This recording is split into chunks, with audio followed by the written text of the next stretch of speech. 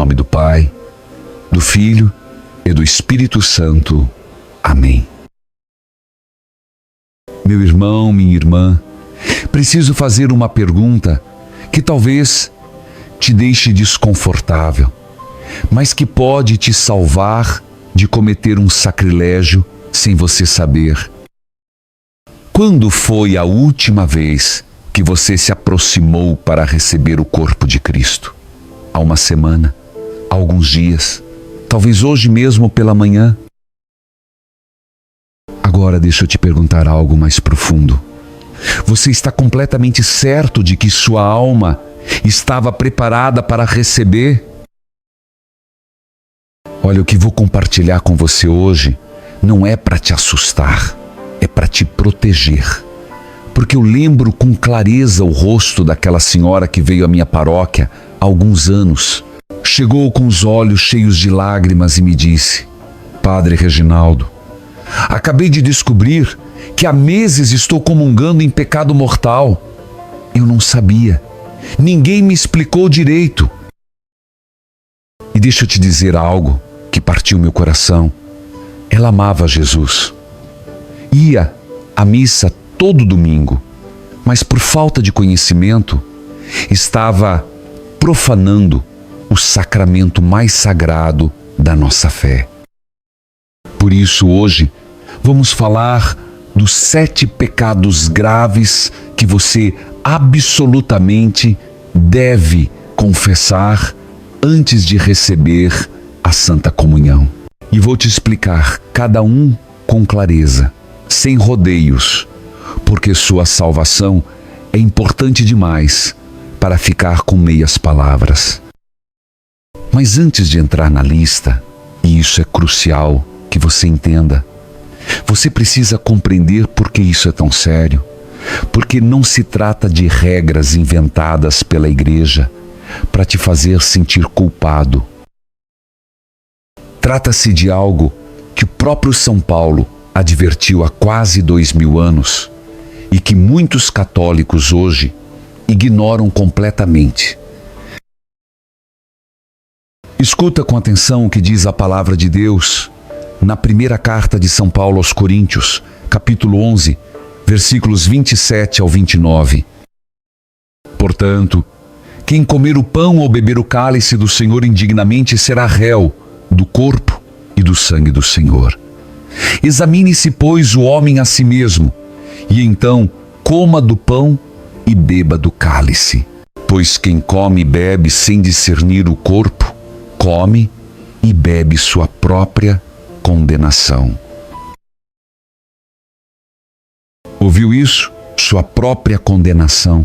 Não são minhas palavras, são as palavras do Espírito Santo através de São Paulo. E aqui está o que você precisa entender. Quando você recebe a comunhão em estado de pecado mortal, ou seja, quando sua alma está separada de Deus, por um pecado grave que você cometeu com pleno conhecimento e consentimento, você não está recebendo graça. Você está profanando o corpo de Cristo. É como se você convidasse o Rei do Universo para uma casa cheia de lixo, como se dissesse: vem, Senhor, mas desculpa a bagunça mortal que tenho aqui dentro. Agora, quero que você saiba algo muito importante. Deus não está bravo com você. Ele te ama com um amor infinito. Mas o amor dele é tão grande, tão puro, tão santo, que não pode habitar plenamente num coração manchado pelo pecado mortal, sem que primeiro esse coração seja limpo. Há alguns meses, um jovem de uns 28 anos veio se confessar comigo. Me disse: Padre, eu comungo todo domingo, mas nunca me confesso. Achava que pedindo perdão a Deus mentalmente era suficiente. Perguntei: filho, você cometeu algum pecado mortal? E quando começamos a conversar, ele descobriu que há anos acumulava pecados graves sem saber. Pecados que ele considerava normais, porque todo mundo faz. E aqui vem o que quero que você entenda. Ignorar que algo é pecado não te protege de suas consequências espirituais. Por isso você precisa conhecer essa lista, não para viver aterrorizado, mas para viver em graça, para que cada vez que você se aproximar do altar para receber o Senhor, faça isso com um coração limpo, preparado, digno pela misericórdia de Deus. E te aviso algo: quando chegarmos no pecado número 4, você vai entender por que tantos católicos estão comungando indignamente sem perceber. É um dos pecados mais comuns da nossa época, mas também um dos mais negados. Mas antes de chegar lá, preciso te explicar algo fundamental que a Igreja ensina sobre o que faz um pecado ser realmente mortal. Porque se você não entender isso, não vai conseguir fazer um verdadeiro exame de consciência. E acredite, meu irmão, minha irmã, sua alma depende de você fazer isso direito. Então, antes de entrar na lista dos 7 pecados, precisamos estabelecer o fundamento. Porque você não pode identificar um pecado mortal se não sabe o que o torna mortal. A Igreja, em sua sabedoria de 2000 anos, nos ensina que para um pecado ser mortal, ou seja, que mate a vida da graça na sua alma, são necessárias 3 condições. E as 3 têm que estar presentes ao mesmo tempo. Primeiro, matéria grave. Isso significa que a ação em si mesma viola seriamente a lei de Deus. Não estamos falando de mentirinhas brancas ou pequenas impaciências. Estamos falando de faltas sérias contra os 10 mandamentos. Segundo, pleno conhecimento. Você sabe que o que está fazendo está errado. Não é ignorância, não é confusão, é consciência clara de que está ofendendo a Deus. E terceiro, consentimento deliberado. Você faz livremente. Ninguém te obriga. Você decide fazer, apesar de saber que está errado. Agora, deixa eu te dar um exemplo da minha própria experiência pastoral. Uma vez veio se confessar uma jovem que tinha roubado comida do supermercado. Estava arrasada. Me disse: "Padre, cometi um pecado mortal. Roubei." Quando perguntei por que tinha feito isso, me contou que estava 3 dias sem comer porque tinha perdido o emprego e que tinha tentado pedir ajuda, mas não chegou a tempo. Seu corpo estava fraco, sua mente confusa pela fome. Entende? Tinha matéria grave, sim, roubar é grave, mas não tinha pleno consentimento porque sua capacidade de decidir livremente estava comprometida por uma necessidade extrema. Mas quando alguém rouba porque quer comprar algo de luxo, sabendo perfeitamente que está errado, tendo outras opções, aí sim temos as 3 condições. Aí sim há pecado mortal.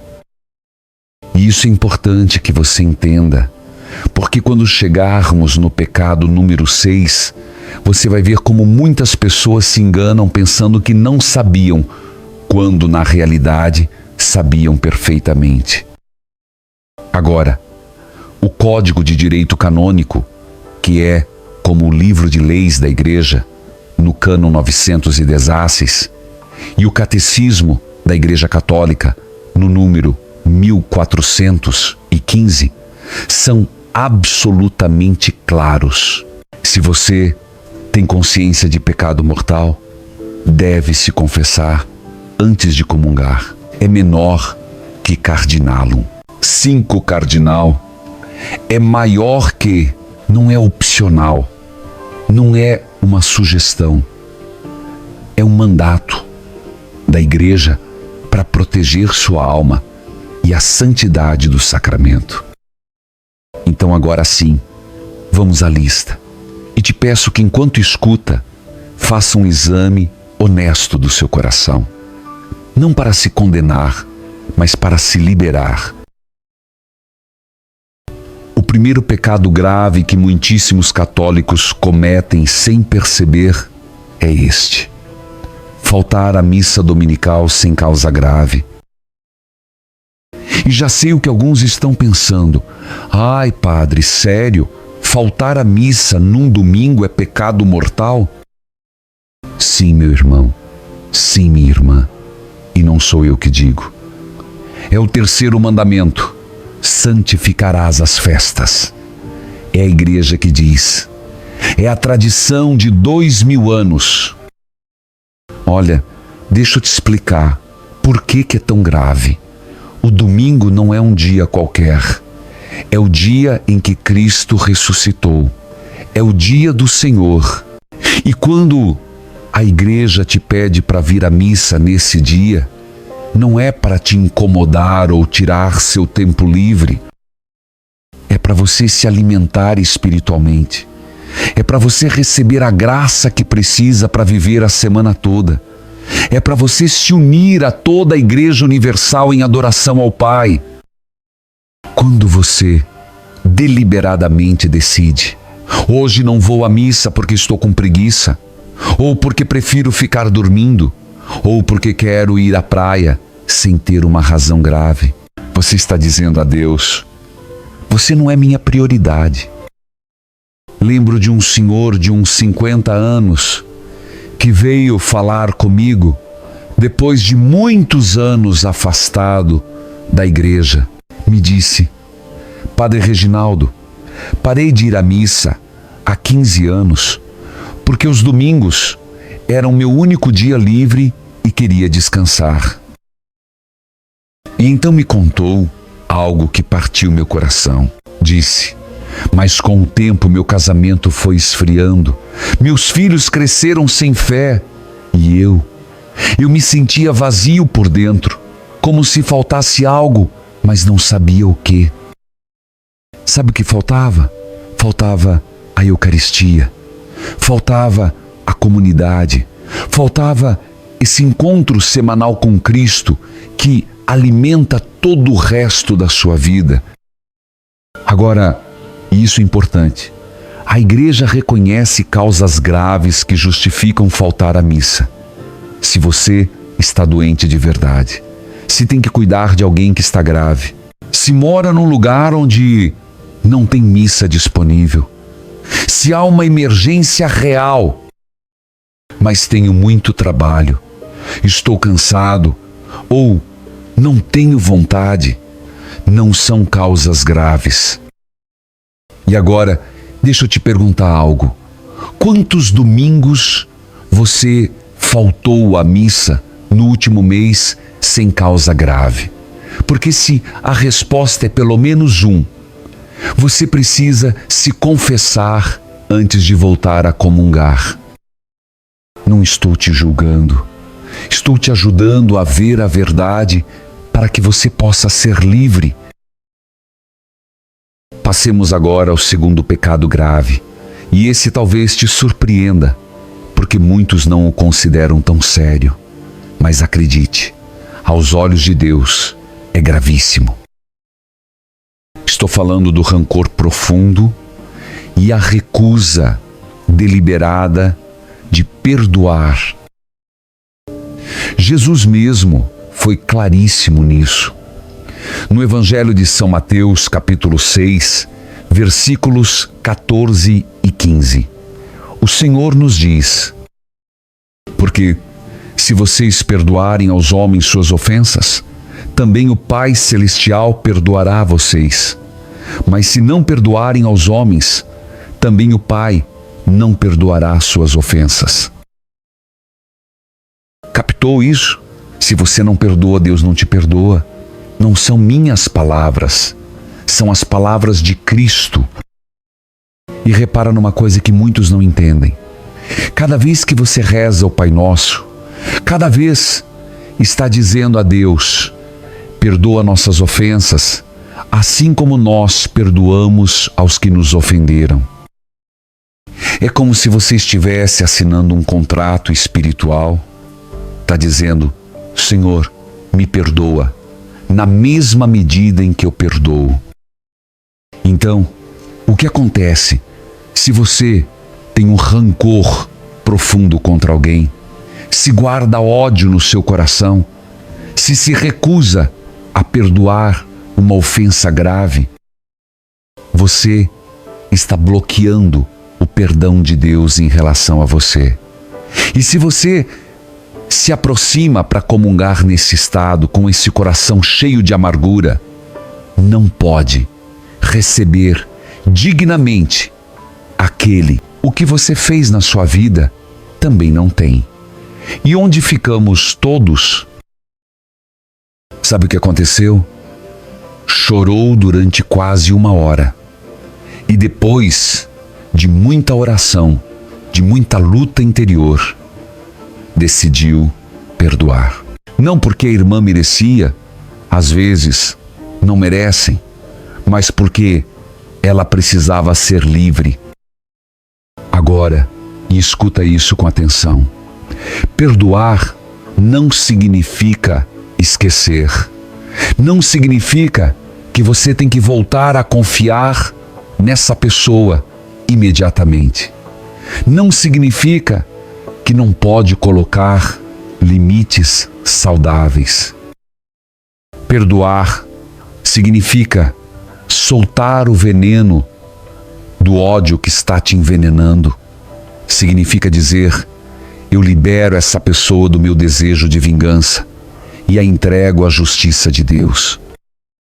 E vou te dizer algo que talvez você não queira ouvir, mas que precisa.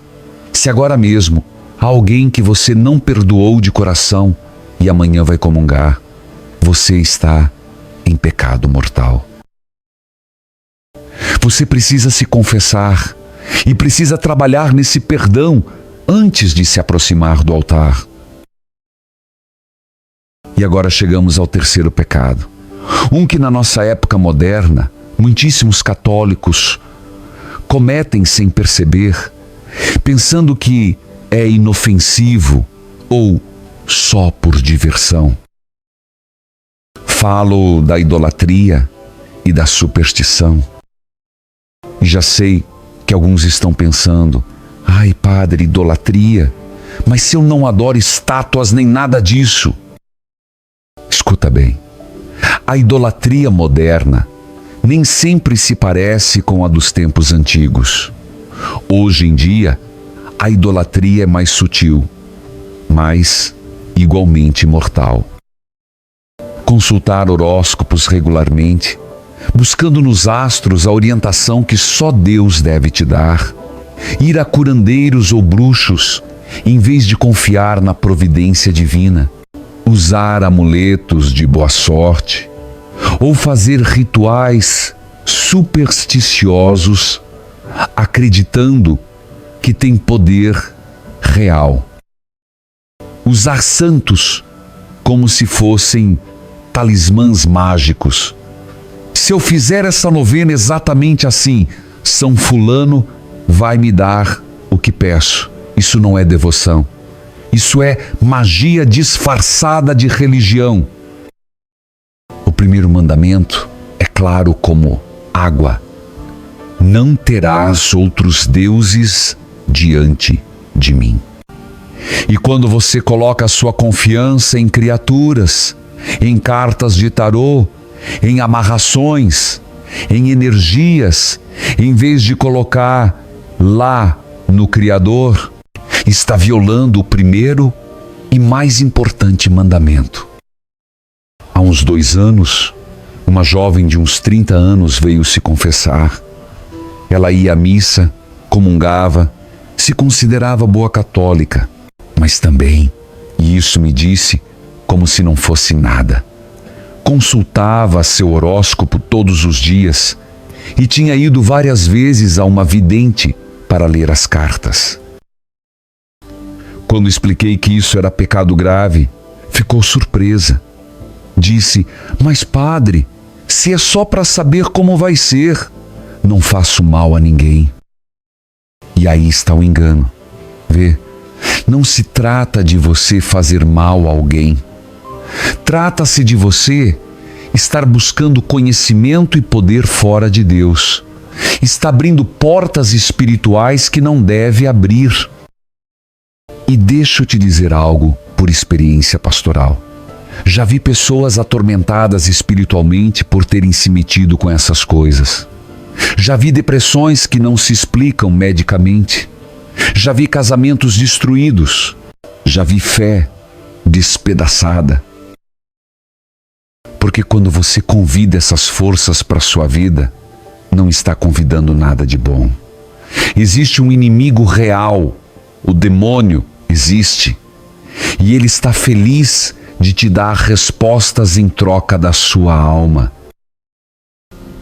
E hoje em dia, com internet, com redes sociais, isso está por todo lado. Vídeos de manifestação que não tem nada a ver com a fé cristã. Coaches espirituais que misturam nova era com catolicismo. Rituais de limpeza energética que são pura superstição. Escuta, Deus quer te orientar, mas faz isso através da oração, dos sacramentos, da palavra, da direção espiritual, com um sacerdote ou um diretor espiritual formado, não através de cartas, não através de astros, não através de energias. E se você tem estado envolvido nessas práticas, mesmo que seja só por curiosidade, precisa confessar. Porque não pode receber o Deus verdadeiro na Eucaristia enquanto continua flertando com o oculto. Mas a boa notícia, e sempre a boa notícia em Cristo, é que Deus perdoa, confesse, renuncie a essas práticas e volte a colocar toda a sua confiança só nele.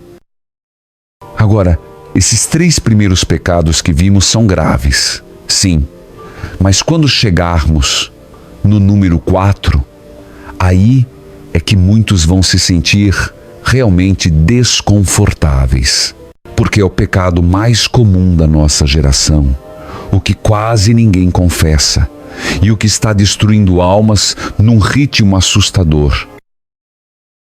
Mas antes de chegar lá, precisamos fazer uma pausa e respirar, porque talvez alguns de vocês já estejam identificando pecados na sua vida. E agora sim, meu irmão, minha irmã, chegamos ao pecado que prometi abordar, o que muitos não querem ouvir. O que nossa cultura moderna normalizou tanto que parece quase impossível chamá-lo pelo nome. Estou falando dos pecados sexuais graves. E antes que você feche esse vídeo, antes que sinta que estou te julgando, deixa eu te dizer algo. Eu sei que esse é um tema difícil. Sei que vivemos num mundo hipersexualizado, onde o que a igreja ensina parece antiquado, impossível, fora da realidade. Mas me escuta com o coração aberto, porque o que vou te dizer não vem do desejo de te condenar, vem do desejo de te salvar. Quando falamos de pecados sexuais graves, estamos falando de masturbação, fornicação, que é ter relações sexuais fora do casamento, adultério, pornografia e qualquer ato sexual que vai contra o plano de Deus para a sexualidade humana. E já sei o que muitos estão pensando. Mas, padre, se todo mundo faz, se é algo natural, se até tem católicos que dizem que não é pecado. Meu irmão, que todo mundo faça não torna correto diante de Deus. A verdade não é democrática, não se vota. E o ensinamento da igreja sobre isso tem sido constante durante 2000 anos, não porque somos antiquados, mas porque conhecemos a verdade sobre a dignidade humana. O Catecismo da Igreja Católica ensina que os atos sexuais só têm seu lugar legítimo dentro do casamento entre um homem e uma mulher, abertos à vida. Tudo que estiver fora desse contexto sagrado viola o 6º e 9º mandamento. Agora, deixa eu ser muito claro e específico, porque aqui é onde muitos se auto-enganam.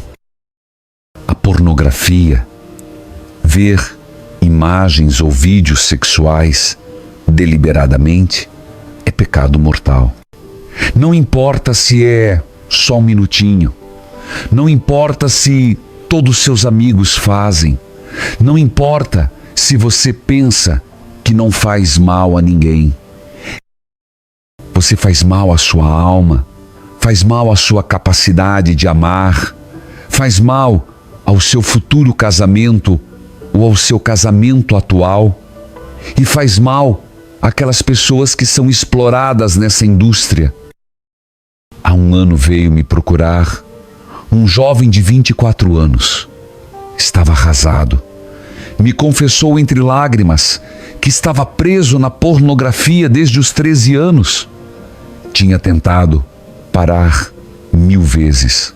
Comungava todo domingo porque pensava: Deus entende, é só uma fraqueza.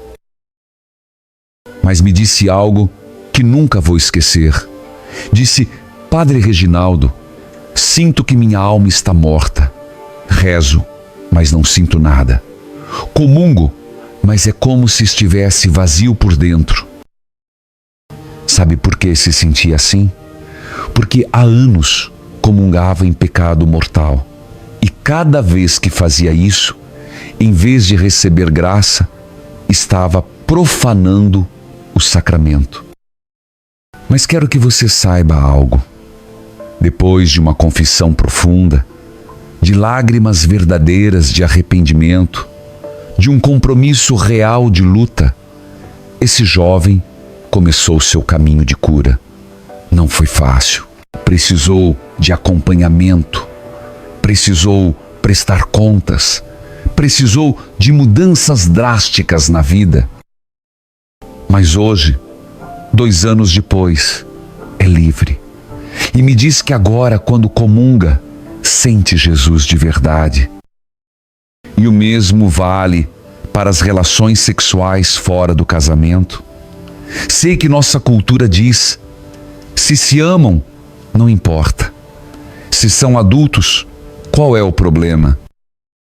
O problema é que Deus projetou a sexualidade como um dom sagrado que une completamente 2 pessoas no contexto do compromisso permanente do casamento. Quando você tira disso, desvirtua, transforma em algo egoísta em vez de algo entregue. E se você está morando com seu parceiro sem estar casado, se está tendo relações com seu namorado ou namorada, preciso te dizer com todo o amor pastoral que tenho: você está em pecado mortal. Não pode comungar enquanto continuar nessa situação sem se confessar e sem mudar de vida. Sei que isso dói ouvir. Sei que talvez você pense: mas padre, eu amo essa pessoa. E acredito. Mas se realmente ama, honre esse amor esperando até o casamento ou regularizando sua situação diante de Deus. E deixa eu te dizer algo que talvez você não tenha considerado. Cada vez que comunga nesse estado, está dizendo a Deus: meu prazer é mais importante que tua vontade. Meu desejo é mais importante que tua graça. Você realmente quer viver assim? Passemos agora ao 5º pecado grave. Um que talvez te surpreenda, porque não se fala muito dele nos nossos tempos, mas que está no coração mesmo da justiça de Deus. Falo do roubo e da injustiça social. O 7º mandamento: não roubarás, não se limita só a entrar numa casa e levar coisas. Vai muito mais fundo. Abrange todo tipo de injustiça econômica, fraude no seu trabalho, declarar horas que não trabalhou, usar recursos da empresa para uso pessoal. Roubo significativo. Não estamos falando de um lápis do trabalho, mas de quantias que realmente prejudicam outros. Exploração trabalhista. Pagar salários injustos quando você tem capacidade de pagar melhor. E aqui vem algo que muitos católicos ricos não querem ouvir: negar caridade aos necessitados. Quando você tem abundância, também pode ser pecado grave. Tiago, o apóstolo, na sua carta, capítulo 2, versículos 15 e 16, nos diz: se um irmão ou uma irmã estiverem nus e necessitados do alimento diário, e algum de vocês lhes disser: ide em paz, aquecei-vos e saciai-vos, mas não lhes der o necessário para o corpo, de que adianta? A fé sem obras está morta.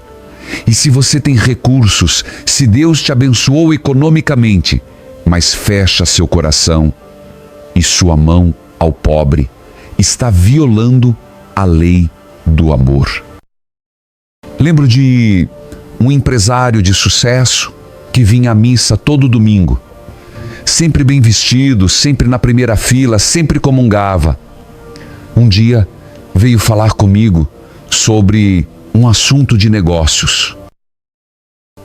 Na conversa, me comentou casualmente que tinha vários funcionários aos quais pagava o mínimo legal, embora sua empresa gerasse lucros milionários. Me disse: padre, é legal, não estou fazendo nada de errado.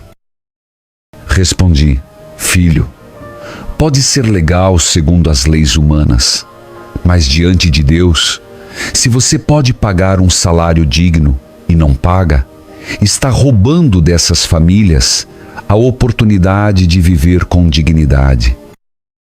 Não gostou de ouvir isso, mas é a verdade. O catecismo ensina que o salário justo é um direito, não um favor. E isso não se aplica só a empresários, aplica-se a todos nós na nossa vida diária. Você encontrou dinheiro que não é seu e não devolveu? Evadiu impostos significativos que deveria pagar? Usou pirataria em larga escala? Não estou falando de uma música, mas de software caro, cursos, conteúdo que alguém criou com o seu trabalho? Tudo isso pode ser matéria de pecado grave, dependendo da quantidade e das circunstâncias. E aqui está a chave. Se você roubou, não basta só confessar. Você precisa fazer restituição, precisa devolver o que pegou, ou pelo menos tentar com todas as suas forças. Porque você pode se confessar 1000 vezes, mas se não há intenção real de reparar o dano, sua confissão não é válida e você continua em pecado mortal. O 6º pecado grave tem a ver com a verdade e especificamente com as mentiras graves. Agora, nem toda mentira é pecado mortal. Dizer uma mentirinha para não ferir sentimentos desnecessariamente ou um exagero numa conversa casual são pecados veniais. Mas quando falamos de mentiras graves, estamos falando de falsidades que causam dano sério a outros ou à comunidade. Calúnia, inventar ou espalhar informação falsa que destrói a reputação de alguém. Falso testemunho, mentir num julgamento ou numa situação legal causando injustiça. mentiras que prejudicam relações profundamente, enganar seu cônjuge sobre algo grave, mentir sobre seu passado de maneiras que afetam decisões importantes. E aqui vem algo crucial que muitos católicos não sabem. Ocultar pecados mortais na confissão é lava. Me disse entre lágrimas: Padre, comunguei todos esses anos, mas sinto que Deus não me escuta. Sinto que minhas orações batem no teto. Sabe por que se sentia assim? Porque há 15 anos se confessava mal. Nenhuma de suas confissões tinha sido válida. Há 15 anos comungava em pecado mortal. Mas quando finalmente teve coragem de confessar tudo, com sinceridade total, com lágrimas de verdadeiro arrependimento, foi como se nascesse de novo. Me disse semanas depois: Padre, agora entendo o que é a paz. Agora entendo o que é sentir Deus perto. Então, se há algo que você tem escondido na confissão, algo que guarda lá no fundo porque te dá muita vergonha, meu irmão, minha irmã, você precisa confessar. Te prometo que o sacerdote não vai te julgar. Já ouvimos de tudo. Nossa missão não é te condenar, é te libertar. Estamos lá para ser instrumentos da misericórdia de Deus, não juízes da sua vida. Mas, enquanto não confessar, enquanto continuar escondendo, não pode receber dignamente a Eucaristia. É assim de simples e assim de sério. E chegamos ao 7º e último pecado da nossa lista, o mais grave de todos quanto à matéria. Um pecado que a Escritura chama de que clama ao céu por vingança. Estou falando do homicídio, do aborto e de todo atentado direto contra a vida humana inocente. O 5º mandamento, não matarás, protege o dom mais sagrado que Deus nos deu, a vida humana.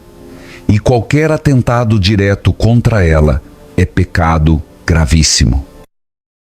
Agora, sei que esse é um tema extremamente sensível.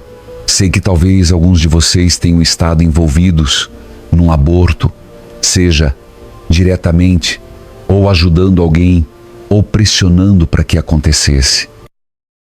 E antes de continuar, preciso te dizer algo com todo o meu coração de pastor. Deus te ama. Deus pode perdoar até isso. Não há pecado tão grande que a misericórdia de Deus não possa cobrir. Mas sim, você precisa reconhecer a gravidade do que aconteceu. Precisa confessar e precisa permitir que Deus cure essa ferida profunda no seu coração.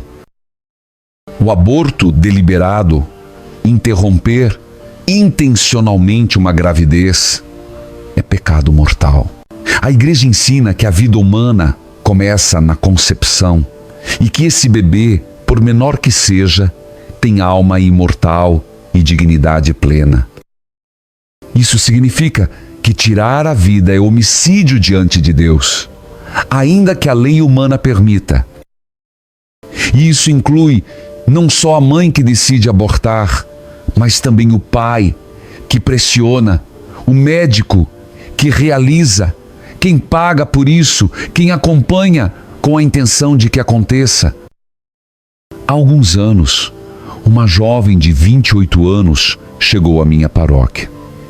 Tinha abortado aos 19 anos. Pressionada pelo namorado de então, carregava essa culpa há quase 10 anos, sem se atrever a confessar. Me disse algo que me destroçou. Padre, cada vez que vejo uma criança de 9 anos, penso, meu filho teria essa idade. Oramos juntos. Chorou como nunca tinha chorado. Se confessou com arrependimento profundo, verdadeiro. E eu, em nome de Deus e da Igreja, disse: Seus pecados te são perdoados. Deus te lavou. Você está limpa. Sabe o que aconteceu depois? Essa jovem se tornou uma das defensoras da vida mais comprometidas que conheço. Agora ajuda outras mulheres a escolher a vida, a se curar de abortos passados, a encontrar o perdão de Deus. Se você esteve envolvido num aborto, me escuta, você não está condenado. Você não é um monstro. Você é um filho amado de Deus, que cometeu um erro terrível, mas que pode ser perdoado. Mas você precisa confessar. Pode ser que precise de uma absolvição especial do seu bispo, em alguns casos, dependendo das circunstâncias. Mas não deixe que o medo ou a vergonha te impeçam de buscar a misericórdia. E isso também se aplica à eutanásia. Ajudar alguém a morrer deliberadamente ou a qualquer forma de homicídio voluntário são pecados que separam a alma de Deus até serem confessados com verdadeiro arrependimento. Agora, percorremos os 7 pecados graves. E talvez alguns de vocês estejam pensando: Padre, eu tenho vários desses na minha vida. O que faço agora? Isso é exatamente o que vamos ver num instante. Mas primeiro, preciso que você entenda algo fundamental. Meu irmão, minha irmã, se você chegou até aqui nesse vídeo e se identificou um ou vários desses pecados na sua vida, quero que saiba algo.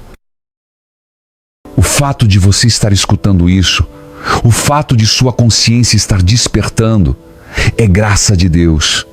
É o Espírito Santo se movendo no seu coração, porque há milhões de pessoas que cometem esses pecados e nem se importam. Mas você está aqui, escutando, com o coração aberto. Isso já é um presente de Deus. Agora, o que você precisa fazer é um exame de consciência profundo, não superficial, não rápido, profundo. Procure um lugar tranquilo, pegue papel e caneta se for necessário e repasse cada um dos 10 mandamentos, perguntando com sinceridade: coloquei outros deuses antes do verdadeiro Deus? Faltei à missa dominical sem causa grave? Desonrei meus pais ou autoridades legítimas? Prejudiquei a vida de alguém com ódio, rancor ou violência? Usei minha sexualidade fora do plano de Deus? Roubei ou causei injustiça? Menti gravemente? Desejei o mal para outros? E depois desse exame, se descobrir pecados mortais, e sejamos honestos, a maioria tem. Você precisa se confessar antes de comungar outra vez. Não é opcional, não é negociável, é necessário para a sua salvação. Mas aqui vem o lindo, o glorioso, o que muda tudo. Deus está te esperando. Não com ira, não com um porrete na mão. Está te esperando como o pai do filho pródigo esperava seu filho. Jesus nos diz em Lucas 15: havia um homem que tinha 2 filhos. O mais novo disse: Pai, me dá a parte da herança que me corresponde. E o pai deu. O filho foi para um país distante e desperdiçou tudo numa vida desordenada. Mas quando esse filho tocou o fundo, quando percebeu sua miséria, decidiu voltar. E enquanto ainda estava longe, o pai o viu e correu para abraçá-lo. Não esperou o filho chegar, correu para abraçá-lo.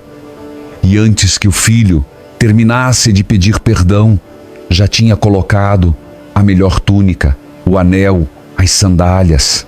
Já tinha ordenado a festa Assim é como Deus te espera.